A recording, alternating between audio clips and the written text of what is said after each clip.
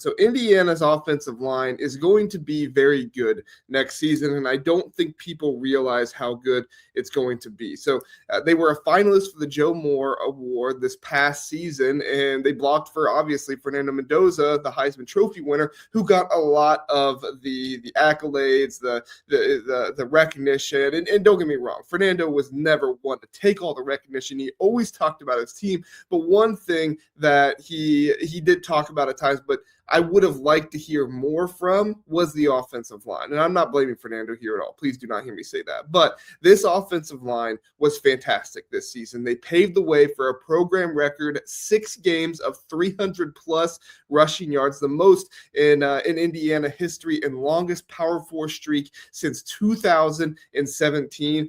You had guys like Carter Smith not give up a single sack in the regular season. Actually, I don't even think he gave up a sack until that Miami game, which, Miami, pretty good team, pretty good defensive line. I believe they set the record for the most pressures since 2014 on PFF, their entire defensive line. So if that gives you any idea how many, or they tied the record, that gives you any idea how good of a defensive line Miami had. That's a really good indicator there. Bray Lynch started all 29 games over the past 2 years. They've been fantastic, and the good news for Indiana is these guys are coming back. Carter Smith, All-American left tackle, Big Ten Offensive Lineman of the Year. He started all 16 games, 40 career starts. He's going to be a redshirt senior, elite pass blocker coming back. He said it after the game, and not a lot of people believed him. They said, Carter Smith, you need to go to the NFL. He's not going to the NFL. He's going to stick around. He's going to do a fantastic job. Bray Lynch, the right guard, who could also play center possibly next year. We'll get into that a little bit. He started all 16 games at right guard in this past season, 29 straight starts over 2 seasons. He's going to be a redshirt senior. Drew Evans could be left guard, could be right guard, just, whatever guard you need to possibly put there. Rising redshirt senior as well, returning starter, all at guard with experience in run-heavy scheme. He's been a fantastic run blocker for this team, and he's going to come back. And then you have I might botch the name. I apologize. Adedamola Ajani. I think I said Ajani, right? He was more of a rotational guy this past season. Younger guy. I believe he's still an underclassman next season, but he was significant in the rotation. He rotated in at left guard, and right tackle in 2025, and he also started 4 games as well, including one of the, I believe it was either one or multiple games in the college football playoffs as well. He's going to provide depth, versatility, and also possibly be a starter next season. In addition to that, you added Joe Brunner, right? Now, when Indiana did not add a whole lot through the transfer portal, everybody thought, well, you're losing Pat Coogan, you're losing Khalil Benson, you're losing Zen Michalski, you're losing Carter Smith, you're losing Bray Lynch, all these guys. But it turns out you're only losing 3 of those guys. You're only losing really 2 starters, and that's Pat Coogan and Khalil Benson. Zen Michalski was a rotational player that got utilized as well, but you're only losing those 2 guys who, don't get me wrong, are really good players and were huge for this team this season. But who was the one that everybody talked about? Well, we're gonna blow by this guy with our pass rush. It was Khalil Benson, and Khalil Benson, to his credit, stood up and did a very good job. And a lot of times when people thought he wasn't going to do a good job, but he was also a fantastic run blocker. And so you're going to need to find a piece to come in for that run blocker of Khalil Benson. But I think you can find it, because right now you have a 5-man starting lineup for the Indiana offensive line with some young guys as well, some guys that Bob Bostad has brought up, who has brought in from the transfer portal, that are going to do a good job as well. And I think are going to be nice rotational pieces and just continue to elevate up into the starting lineup the next year. But your projected 2026 starting lineup on the offensive line looks masterful, right? Carter Smith at left tackle, All-American. Left guard, either Drew Evans or Joe Brunner. I mean, it just really kind of depends on what they want to put there. And then right guard, kind of the same thing, whichever one they want to put on that side. It doesn't really matter to me, whichever one Joe Brunner seems to be better at would make sense to me. You're most likely going to have Bray Lynch there at center, a veteran, a guy who can come in, call things and help Josh Hoover out. He's going to help slide protections. You saw how impactful it was to have Pat Coogan with his experience and what he did at Notre Dame. Now, his experience was at center coming into play center. So, Bray Lynch didn't play center this season, but still knows the offensive line really well, has that ability, has that kind of leadership, we think, to be that center. And then, of course, at right tackle, that's where you most likely put Ajani. I mean, he had some kind of post-championship projections, and Bob Bostad would seem to want to put him there with how he rotated him in at that spot this season. So when you look at the returning production metrics, I mean, 3 of the 5 starters returning 60% of them continuity, plus high snap rotational players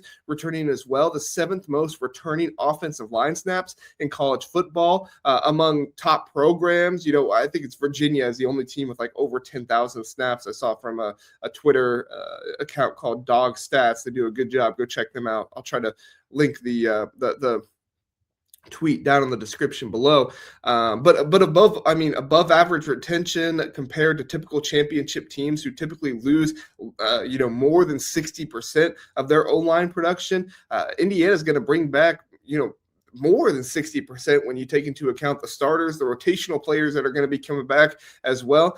I think this Indiana team needs to be seriously considered for the Joe Moore Award next season. I mean, and I'm not saying they're not being considered now. I'm saying, like, as a favorite, going into the season, Indiana is going to have the best offensive line in the Big Ten. I'm not picking anybody else. It looks like to me they're going to have the best offensive line in the Big Ten. Sure, you can talk about Ohio State and what they have coming back, but they also didn't perform the best in the college football playoffs. And Indiana performed arguably better against that defensive front that Miami had in that game as well. Now, they did not face, Indiana's defensive line, but Indiana's offensive line faces them every day in practice. So, which you don't really grade that, but you get what I'm saying. Like, this is a really good situation for Indiana. They're going to be bringing back a ton of continuity, proven track record with these guys. And, maybe they're not the highest rated recruits in the world and everything else, but they have age, they have experience. And how many times have we talked about how much age and experience matters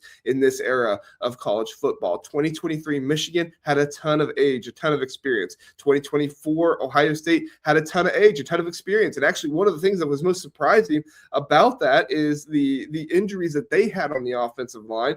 Their left tackle Josh Simmons goes down in the Oregon game. McLaughlin, he goes down before Penn State at center, and then you're trying to rotate these guys around. And then in addition to that, you have one of the best offensive line coaches in all of college football, and Bob Bostad.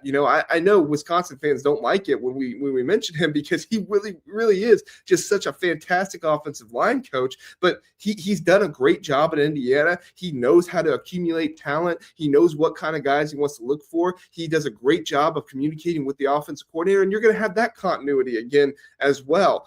I don't think people are giving Indiana enough credit for, yes, the returning production that they're going to have, but also the returning coaches they're going to have. Mike Shanahan coming back once again on offense. Bob Bostad coming back once again on offense. This type of stuff is going to be huge for Indiana next season. It's going to be one of the reasons why I'm going to have Indiana as the best offensive line in the Big Ten and possibly the best offensive line in the country going into next season. I mean, you look at who they have, you look at the coaching and everything else, you can't really get away from it. So you got the coaching edge, you got the continuity, you got all the metrics and everything out there helping them out. We'll see what happens with right tackle. That would be my only little bit of concern with Ajani, just because we've not seen him start for an entire season. Maybe some depth stuff there, but at the same time, there was also stuff with the depth that we didn't know about this season. And Kirk Cinetti told us before the season, yeah, I feel good about going 7-8 deep.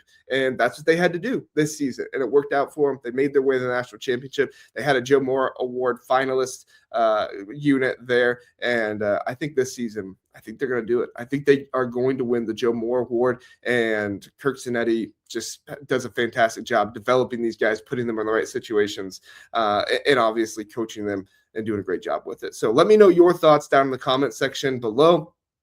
Like, subscribe, do all that good stuff. And again, if you comment down below, you will be entered in for the Home Field Apparel giveaway at the end of the month. Anything $100 or less, I will let you select off of Home Field.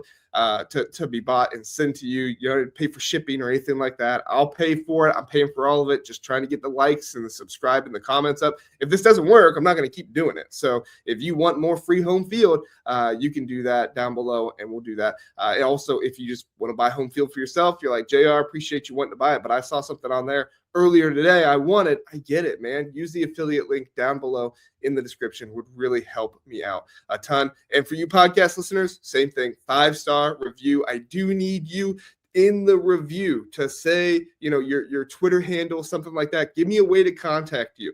Say, hey, this is such and such from Twitter, something like that. Hey, this is such and such from YouTube. Let me know so that way I can get in contact with you if you are chosen, selected there as a 5-star rating and reviewer on podcast. All right, we're going to take a quick break. We'll come back,